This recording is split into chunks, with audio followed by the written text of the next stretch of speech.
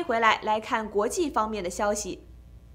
美国日前针对朝鲜试射导弹进行了发言，但态度依旧乐观。美国总统川普发言称，朝鲜最近3次试射短程导弹，并未违反他与金正恩达成的协议，不过也承认这违反了联合国的决议。川普称，他跟金正恩持续有书信往来，而内容非常积极。The Trump administration is downplaying the fact that North Korea has now fired short-range ballistic missiles 4 times in just 2 weeks. The U.S. Defense Secretary saying Washington is taking the launches seriously, but it will not overreact. We're not going to overreact to these, but we monitor them, we watch them closely, and we're cognizant of what's happening. Pyongyang has now fired these short-range ballistic missiles 4 times in less than 2 weeks, taking place on July 25th, July 31st, August 2nd, and now August 6th. And it timed this most recent launch with a statement coming out on North Korean state media, quoting an official in the foreign ministry, saying that Pyongyang was very frustrated with the fact that the U.S. will be conducting joint military exercises with South Korea. Also frustrated with the fact that the U.S. is sending the latest technology in military hardware to the Korean Peninsula, singling out the delivery of F-35A stealth fighters and saying that this is contrary to the diplomacy that President Trump and Kim Jong-un, the North Korean dictator, have embarked on since last year with their face-to-face meetings. The South Koreans have been concerned about this. They've scrambled meetings, emergency meetings of their National Security Council, and expressed concern about these missile launches. President Trump, however, who is so personally invested in diplomacy with the North Korean dictator, has gone on record saying that the short-range ballistic missiles do not bother him. Ivan Watson, CNN, Hong Kong. 当地时间8月1日，沙特阿拉伯修改法规，允许女性不经男性监护人许可便可外出旅行、离婚和申请法律文件。沙特女性对此反应强烈，把它视作一场复兴的先兆。改革将显著提高女性地位。他们相信，在未来，保守派对这些法令的反对将注定会失败。Saudi Arabia has announced that women over the age of 21 can finally apply for passports and travel on their own. In the past, at least back until the year 2000, they had to get permission to apply for a passport from a male guardian. That would have been a father, husband, or brother most often. Now, recently, a number of Saudi young women have escaped the country by logging on using usually parental details to the website to apply for passports and then running away to claim asylum in other countries, claiming that they feared some kind of retribution from their loved ones or indeed the regime for leaving the country without permission. This represents, from the perspective of reformers in Saudi Arabia, led by Mohammed bin Salman, a step towards his vision of 2030, a modernized Saudi Arabia capable of attracting investment and living in the modern world. It follows last year when women were finally allowed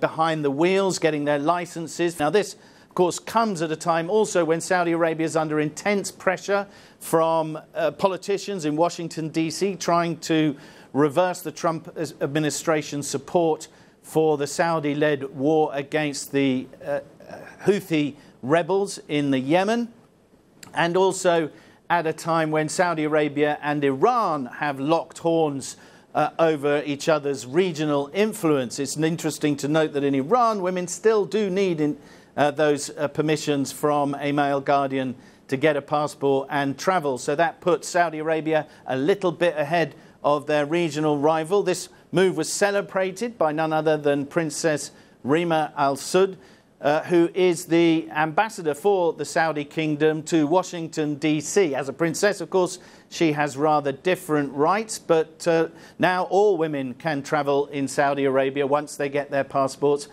without asking permission of the menfolk. Sam Kiley, CNN Abu Dhabi. 全球变暖问题已经变得日益严重，不可忽视。日前，在被人们普遍认为常年冰天雪地的俄罗斯北极圈地区，发生了大面积的野火。当地人说，燃烧的地方仿佛地狱一般，景象十分可怕，值得引起全世界人们的警醒。Hellfire in what should be one of the coldest places on Earth, Russia's Arctic, is burning. Firefighters we meet near the far eastern city of Yakutsk struggling to keep the flames at bay. We have a lot of land that is hard to reach, so we need heavy machinery. By the time we get there, they can spread very far. This year, they've spread extremely far. Fires are raging in almost all of eastern Russia. By comparison, this would be the same area in the US. Siberia's wildfires have gotten worse as our planet warms up. At the same time, the greenhouse gases they spew into the air contribute to further global warming. 50 megatons of carbon dioxide blown into the atmosphere by fires in Arctic regions in June alone, scientists say, leaving scorched earth behind. So here you see one of the reasons why these fires are so dangerous and spreading so quickly. There's a lot of dead undergrowth and dead trees here in this area that not only catch fire really quickly, but that also store tons of carbon that's now being released into the atmosphere. Towns like Yakutsk have been under heavy smoke for months, while their foundation is literally melting away as the planet gets hotter. This is what this region looks like underground. It's built on permafrost, now getting weaker as temperatures this summer soared into the 90s. The head of Yakutsk's Permafrost Institute says the world needs to cut back emissions fast. The depth of melting is growing, he says. The point of no return is almost here. We are at a critical point when it comes to permafrost. And this is what it looks like when the point of no return is reached. Giant sinkholes like this one are popping up all over Siberia and growing. The sound you hear is ice and frozen earth breaking off. Climate change in action. The Russians call this place the gateway to hell because it looks almost like the earth is crumbling and the underworld is coming to light. And there are fears in this region that fast erosion like this could destroy entire cities very soon. Melting permafrost also releases huge amounts of carbon stored in the melting ice, further fueling the hellish flames now eating their way through Russia's Arctic and affecting our climate back home. Fred Pleitgen, CNN, Yakutsk, Russia. 当地时间8月5日晚，美国诺贝尔文学奖得主托尼·莫里森在纽约去世，享年88岁。他于1993年获得诺贝尔文学奖，是首位获得此殊荣的非洲裔美国作家。代表作包括《所罗门之歌》、《宠儿》、《上帝救救孩子》等。他是公认美国当代最重要的作家之一。Toni Morrison, one of the world's most celebrated writers. The point of writing is to take what's common and estrange it, make it new again, and to take what's strange and familiarize it. Born Chloe Anthony Wolford in 1931, Morrison had an interest in storytelling at a very young age. Her father often told her African-American folktales, something she would later weave into her work. Morrison attended both Howard and Cornell universities. She began teaching at the height of the civil rights movement. It was then Chloe became known as Toni Morrison. Toni a nickname, and Morrison the last name of her ex-husband. During her time teaching, she began sharing stories with a campus writing group. One of those stories became her first book, The Bluest Eye. Released in 1970, the novel was praised for its in-depth look at race and American beauty standards, but criticized for its explicit nature.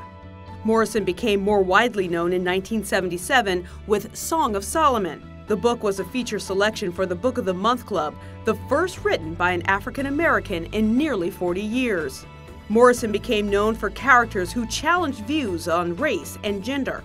I don't describe any of my characters. I mean, a little bit, you know, this tall, short man, woman, but nobody knows what they look like. And the reason is deliberate, because I want you to do that. No novel had greater impact than Beloved. Loosely based on a true story of a runaway slave, the book won the Pulitzer Prize in 1988. A decade later, Oprah Winfrey took the story to the silver screen, but the film tanked at the box office. Morrison's prolific storytelling was acknowledged internationally. In 1993, she became the first Black woman to win the Nobel Prize in Literature. The same year, she nearly lost it all in a fire on Christmas Day. Only a portion of her manuscript survived. But tragedy struck again, Christmas of 2010. Her son Slade died of pancreatic cancer. The death weighed heavily on Morrison, and she didn't write a sentence for months. Toni Morrison left an indelible mark on literature, spanning over 5 decades. While presenting her with the Presidential Medal of Freedom, President Obama said this: Toni Morrison's prose brings us that kind of moral and emotional intensity that few writers ever attempt.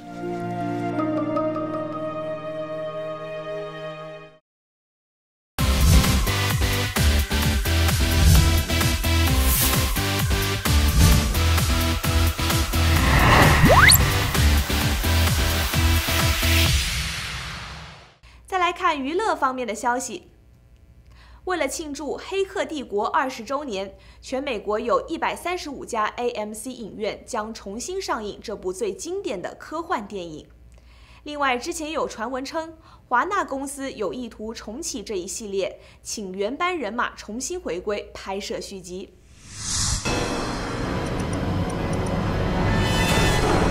There is no Spoon, but there is a special screening of The Matrix headed to theaters. Dolby Cinema has announced the cyberpunk classic will be in select theaters this month, restored in Dolby Vision and Dolby Atmos. The Matrix was originally released in March of 1999. Get out your feathers, your patent leathers, your beads and buckles and bars. Say hello again to Dolly. Fathom Events is celebrating the 50th anniversary of Hello Dolly with limited screenings of the Academy Award-winning musical. Hello Dolly dances into theaters for 2 nights only, this Sunday, August 11th and the 14th. Yes, it's wonderful news, for when all these wonderful people get into the swim, it's a wonderful life. You won't have to shout Merry Christmas Movie House for this re-release. Paramount Pictures has announced Frank Capra's It's a Wonderful Life is being released on Blu-ray and in a 4K Ultra HD edition after being restored from the original film negative. Bells will ring when the holiday classic comes home on October 29th. In Hollywood, I'm Rick Damigella.